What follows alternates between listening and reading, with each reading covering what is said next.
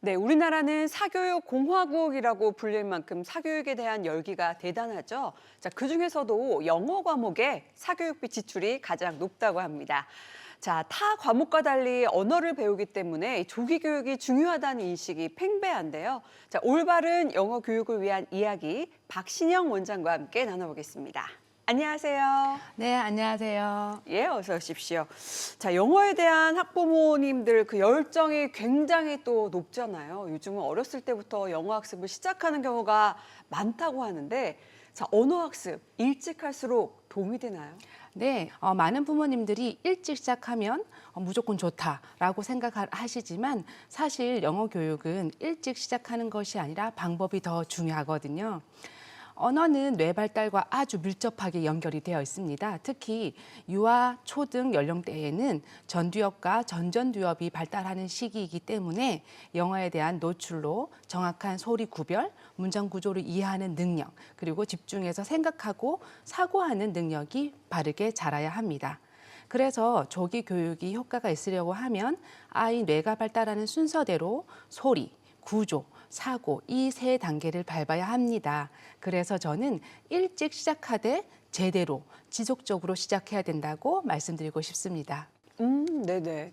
자, 그렇다면 아무래도 아이들이다 보니까 스트레스 없이 좀 즐겁게 학습하는 방법이 가장 중요할 것 같은데 좀 연령에 따라서 이 학습 순서 그런 것도 좀 정해져 있을까요?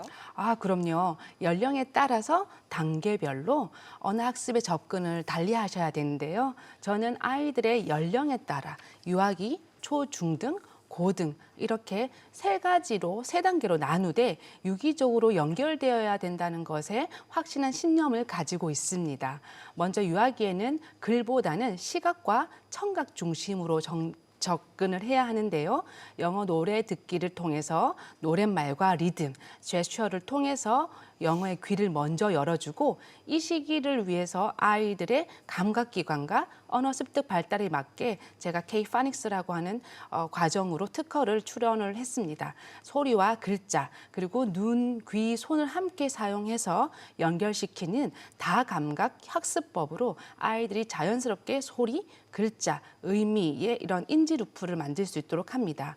시각과 청각이 동시에 주어질 때 감각에서 작업 기억으로, 작업 기억에서 장기 기억으로 정보가 효율적으로 전이되도록 구조화해서 설계한 학습법입니다.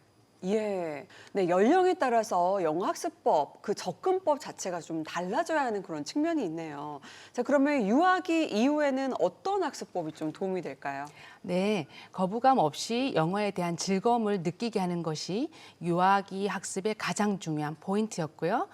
귀가 트인 상태에서 학령기가 시작하는 초등학교 1학년이 시작되면 아이들의 좌뇌가 발달하기 시작을 하고 글자와 문자를 인식하는 분석 능력이 급격하게 성장하게 됩니다.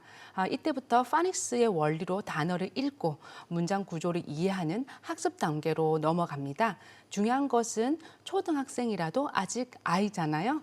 한꺼번에 많은 정보를 처리하지는 못하기 때문에 학습 내용을 세분화해서 단계별로 제시하고 또 그 정보를 자연스럽게 입 밖으로 내뱉을 수 있는 다양한 방법을 통해서 반복하게 합니다. 이 과정을 통해 아이는 무작정 외우는 것이 아니라 생각하고 써보고 그리고 말해봄으로써 사고하는 영어를 하게 됩니다. 소리부터 시작해서 구조, 사고, 표현으로 이어지는 영어의 영어적 사고력이 탄탄하게 쌓이게 되고요. 고등 단계에서는 선원수령 문제라든지 수능의 사고형 문제도 어렵지 않게 풀어낼 수 있는 능력이 커지는 것입니다. 결국 영어는 지식이 아니라 사고의 언어이며 그 시작부터 과학적으로 설계된 접근법이 필요하다고 생각합니다. 네. 어려서부터 이 과정이 정말 탄탄하게 학습이 잘 되려면 무엇보다 좀 옆에서 도와주시는 부모님의 역할도 중요할 것 같은데 어떻게 좀 도움을 주면은 아이의 학습에 좋은 영향을 미칠 수 있을까요? 네. 아이들의 영어 교육에 너무 불안해하지 않으셔야 합니다. 처음에 흥미를 가져야 하는 것은 굉장히 중요한 일이지만 지속적으로 재미있게 영어를 할 수는 없습니다. 어느 정도 흥미를 가진 이후에는 학습해서 사고하는 영어를 함께 지속해야 되는데요. 이런 시기에 부모님들께서 그런 모습의 아이들을 보고 너무 마음을 아파한다든지 너무 스트레스 받지 않나 이렇게 걱정도 많이 하시지만 학습과학 이론에서는 이런 부분을 바람직한 어려움이라고 이렇게 이야기를 합니다. 어려운 과정을 통해서 뇌가 성장하고 사고하면서 자연스럽게 영어를 더 깊이 익힐 수 있는데요. 이렇게 아이들이 성장하는 것에 대해서 지지하고 응원하는 믿음으로 지속적으로 영어를 해야 한다고 생각합니다. 게다가 요즘은 영어 교육에 대한 정보가 너무 많습니다.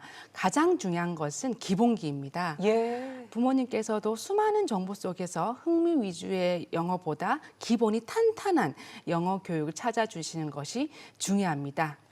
네네. 아이 때는 그럼 그렇고 또 이제 입시에 대해서도 고민이 많으신 어머님들이 계실 거란 말이에요. 입시 영어는 그러면 어떻게 준비를 하는 게 좀 효율적일까요?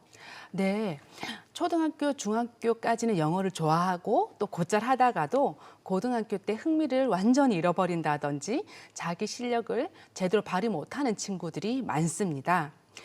제가 생각했을 때 가장 큰 문제점은 기준 없는 사교육과 너무 포장된 사교육, 상업화된 사교육, 또 공교육에서는 영어 교육 과정에 너무 연계성이 떨어지지 않나 이런 생각을 해봅니다. 사교육이든 공교육이든 초등, 중등, 고등 과정이 너무 수준 차이가 많이 나기 때문이거든요. 그 차이를 극복하기 위해서는 단순한 해석력이 아니라 사고력입니다.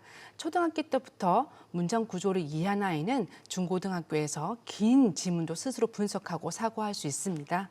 그런데 중고등학교 요 시기에 급하게 시작하려고 하면 구조도 잡기 전에 학교 내신 시험에만 집중하기 때문에 정답을 찾는 요령만 남고 이게 더 심화되는 고교 영역에서는 결국 포기하는 경험을 하기 쉽습니다. 시간이 생명인 입시에서는 현재 내가 부족한 지점이 어디인지 명확하게 아는 것이 가장 중요합니다. 단어, 문장의 구조와 문법, 구문과 해석 이런 부분들을 기본적으로 하고 실전 훈련을 반복하는 것이 도움이 될 것입니다. 예. 자, 끝으로 지금도 영어 때문에 너무 스트레스 받고 또 힘들어하고 있을 아이와 학부모님들을 위한 또 조언을 해주신다면 어떤 부분이 있을까요?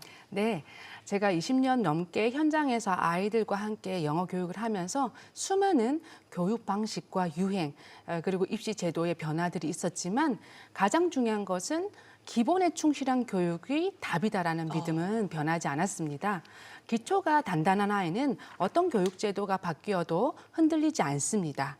지금은 영어 교육이 두 극단으로 나뉘었다라고 볼 수 있는데요. 너무 조기 교육으로 몰입해서 앞서 나간다든지 반대로 아이들이 스트레스 받을까 봐 아예 늦춰버리는 경우들이 많습니다. 유아기에는 제가 아까 말씀드렸던 것과 같이 시각과 청각을 통해서 언어의 문을 열어주고 학년기인 초등학교 때에는 학습 영어로 자연스럽게 연결해 주는 것이 이상적이라고 생각을 합니다. 무엇보다 시작 이후에는 기본이 다져 나가는 올바른 방향으로 꾸준히 이어나가는 것, 그것이 가장 탄탄하고 빠른 길입니다. 지금 아이가 어떤 실력을 가졌든 어떤 나이이든 상관없이 한 방향으로만 바르게 잡고 꾸준히 성실하게 나아간다면 속도와 결과는 반드시 따라온다는 것을 꼭 기억하셨으면 좋겠습니다. 예. 자, 지금까지 올바른 영어 교육의 방향성 박신영 원장님과 함께 이야기 나눠봤습니다. 고맙습니다. 감사합니다.